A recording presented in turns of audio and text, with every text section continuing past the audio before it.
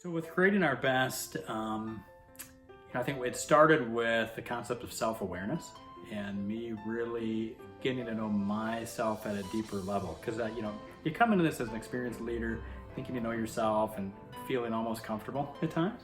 But as you get into the material, you have those aha moments that you realize, as people are giving me feedback and as I'm asking for honest feedback from people, it's a little eye-opening at times, like, oh, this is who I really am, or this is how people see me, and it may not necessarily be how I see myself. So I think it starts with self-awareness.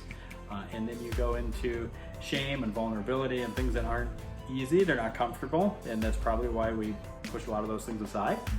But when you really understand their strength and vulnerability, that can be, it opens your mind. It opens your mind to possibilities and new ways of becoming sort of that best version of yourself. And then one of the other big takeaways I have now, which I think is it's enlightening and it's liberating in some ways, is the concept of showing up as your best self every day, and realizing that some days I feel like I nail it, and there's some situations like I can sit back and say, I know myself, I know my strengths, I know my weaknesses, I know my shame voice. Today was a really good day, or in that moment I was my best self. More often than not, you can say, I was not at my best today, or I was not at my best in that moment. And that's okay when you realize it's all about learning, and it's about learning who you are, learning how to be your best self, and then trying to be better tomorrow than I was today.